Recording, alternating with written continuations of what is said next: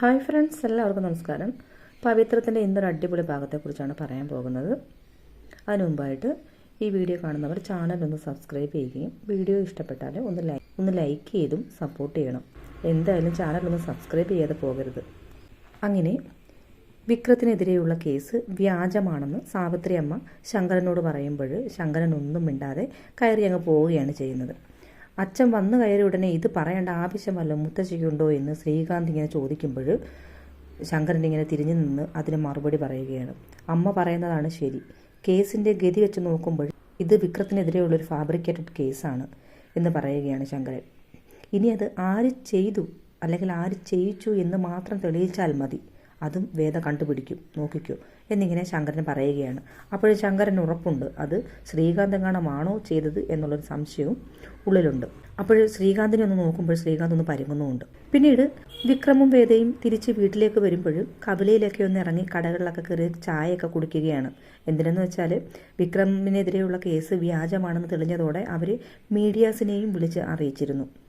Police തന്നെ മീഡിയയെ വിളിച്ച് ഇക്കാര്യം പുറത്തറിയിക്കണമെന്ന് പറഞ്ഞിരുന്നു. അങ്ങനെ അത് കണ്ടിട്ട് നാട്ടുകാർക്കെല്ലാം വിക്രത്തിനെ കുറിച്ച് നല്ല ധാരണയാണോ എന്ന് അറിയാൻ വേണ്ടി ഒന്ന് ടെസ്റ്റ് ചെയ്യാൻ വേണ്ടിയിട്ടാണ് വേദ കടകളിലൊക്കെ ഇറങ്ങി ചായയൊക്കെ ഒന്ന് കുടിക്കുന്നത്. അപ്പം എല്ലാവരും ഓടി വന്നിട്ട് വിക്രത്തിനോട് പറയുകയാണ്, വിക്രം ഇത് ചെയ്യുമെന്ന് ഞങ്ങൾ നേരത്തെ വിചാരിച്ചിരുന്നില്ല എന്നൊക്കെ ഇങ്ങനെ പറയുകയാണ്. അപ്പോൾ വിക്രത്തിന് അത് കേൾക്കുന്നതും സമാധാനമാവുകയാണ്.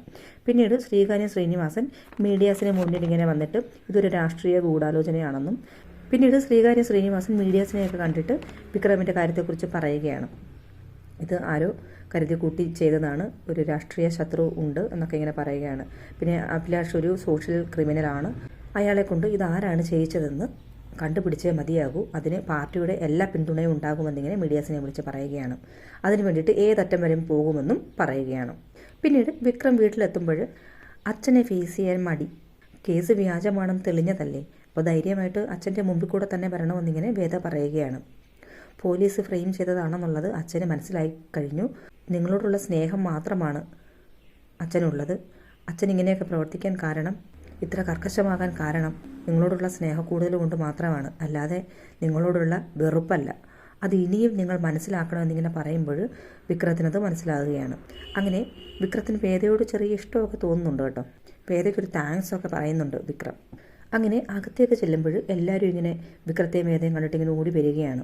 കമലവും ഓടി വന്ന് വിക്രത്തിനെയൊക്കെ കെട്ടിപ്പിടിച്ച്, നീ ഒരു തെറ്റും ചെയ്തിട്ടില്ലെന്ന് നാട്ടുകാർക്കൊക്കെ ബോധ്യമായി മോനെ, ഞങ്ങളിപ്പോൾ ടി വിക്കകത്ത് ന്യൂസ് കണ്ടുകൊണ്ടിരുന്നതായിരുന്നു, ശ്രീനിവാസൻ്റെ ന്യൂസ് ഞങ്ങൾ കണ്ടു എന്നൊക്കെ ഇങ്ങനെ പറയുകയാണ്. അപ്പോൾ സുധാകരൻ ഇറങ്ങി വരുന്നില്ല. പിന്നീട് അദ്ദേഹത്തെ വിളിക്കുമ്പോൾ അദ്ദേഹം പയ്യെ ഇറങ്ങി വരികയാണ്. അങ്ങനെ സുധാകരൻ മാഷ് പുറത്തേക്ക് ഇറങ്ങി വരുമ്പോൾ വേദ ചോദിക്കുന്നുണ്ട്, വിക്രം തെറ്റുകാരനല്ലെന്ന് ബോധ്യപ്പെട്ടല്ലോ അച്ഛന് എന്നൊക്കെ ഇങ്ങനെ ചോദിക്കുന്നുണ്ട്. അപ്പോൾ വിക്രത്തെ നല്ലത് ചൊല്ലി പഠിപ്പിച്ച അച്ഛനും അമ്മയ്ക്കും ഈ മകൻ ഇത്തരത്തിലൊരു തെറ്റ് ചെയ്യത്തില്ല എന്ന് വിശ്വസിക്കാൻ എന്തുകൊണ്ട് ബുദ്ധിമുട്ടെന്ന് ചോദിക്കുന്നു. അപ്പോൾ അമ്മ വിശ്വസിച്ചിട്ടുണ്ട്, അച്ഛൻ എന്താണ് അങ്ങനെ വിശ്വസിക്കാതിരുന്നത് എന്നിങ്ങനെ ചോദിക്കുന്നുണ്ട്. അപ്പോഴിങ്ങനെ സുധാകരൻ മാഷ് 5-6 ഡയലോഗ് അടിക്കുന്നുണ്ട്. അപ്പോൾ വേദ പറയുന്നുണ്ട്, വിക്രം ഇങ്ങനെ ഒരു തെറ്റ് ചെയ്യില്ല എന്ന് എനിക്ക് ഉറപ്പുള്ളത് കൊണ്ട് മാത്രമല്ല, വിക്രം സുധാകരൻ മാഷിൻ്റെ മകനായതുകൊണ്ട് കൂടിയാണ് ഞാൻ രണ്ടും കൽപ്പിച്ച് ഇതിന് ഇറങ്ങി തിരിച്ചതെന്നിങ്ങനെ വേദ പറയുന്നുണ്ട്. അപ്പോൾ വിക്രമിൻ്റെ അച്ഛൻ പറയുകയാണ്, ചുരുങ്ങിയ കാലം കൊണ്ട് നീ വിക്രത്തെ ഇത്രമാത്രം മനസ്സിലാക്കി എന്നതിൽ എനിക്ക് സന്തോഷമുണ്ട്. പക്ഷേ അതുകൊണ്ടൊന്നും അവന് കാതലായൊരു മാറ്റമുണ്ടായി എന്ന് എനിക്ക് തോന്നുന്നില്ല. എൻ്റെ മക്കളിൽ മറ്റാരെങ്കിലുമാണ് ഇത് ചെയ്തിരുന്നതെങ്കിൽ നാട്ടുകാർ വിശ്വസിക്കില്ലായിരുന്നു. കാരണം അവരിങ്ങനെ ഗുണ്ടാത്തലിനും രാഷ്ട്രീയത്തിന് പിന്നാലെ ഒന്നും പോകുന്നില്ല. പക്ഷേ കുറച്ച് സമയത്തേക്കെങ്കിലും മറ്റുള്ളവരുടെ മുന്നിൽ ഒരു സ്ത്രീ പീഡകനായിട്ട് ഇവൻ മാറിയില്ലേ? അതിൻ്റെ കാരണം എന്താണ്? അതിന് ഇവൻ തിരഞ്ഞെടുത്ത ഈ ഗുണ്ടാപ്പണിയും രാഷ്ട്രീയവും ഒക്കെ കൊണ്ടാണ്.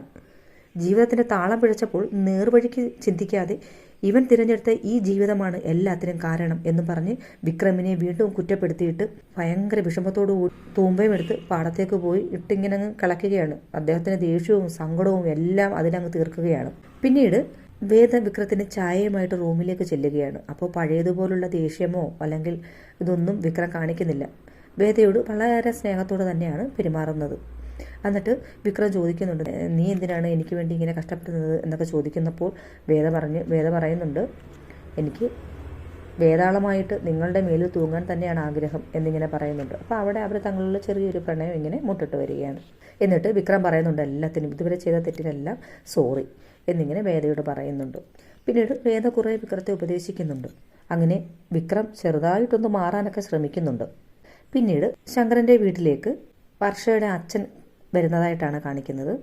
അങ്ങനെ ശ്രീകാന്തിനോടും മുത്തശ്ശിയോടും ഒക്കെ സംസാരിക്കുന്നുണ്ട്. അങ്ങനെ മുത്തശ്ശി ചായ ഇടാൻ പോയ തക്കത്തിന് വർഷയുടെ അച്ഛൻ ശ്രീകാന്തിനോട് വിക്രത്തിൻ്റെ കാര്യങ്ങളെക്കുറിച്ച് ഇങ്ങനെ സംസാരിക്കുകയാണ്. വിക്രത്തെ ഇപ്പോൾ ഈ പെണ്ണ് കേസിൽ കുടുക്കിയതിനെക്കുറിച്ചാണ് കൂടുതലും സംസാരിക്കുന്നത്. പക്ഷേ സാവിത്രിയമ്മ അകത്തു നിന്ന് അത് കേൾക്കുന്നുണ്ട്, എന്തൊക്കെയോ കാര്യമായിട്ട് പറയുന്നത്. പക്ഷേ എന്തുവാണെന്ന് വ്യക്തമായില്ല. അപ്പോഴാണ് ശങ്കരൻ മുകളിൽ നിന്ന് ഇറങ്ങി വരുന്നത്. അപ്പോഴേക്കും വർഷയ്ക്ക് ഡെലിവറി പെയിൻ തുടങ്ങിയത് കാരണം എല്ലാവരും അവിടേക്ക് പോകാനിങ്ങനെ തയ്യാറെടുക്കുകയാണ്. ഇത്രയുമാണ് ഇന്നത്തെ എപ്പിസോഡിലുള്ളത്.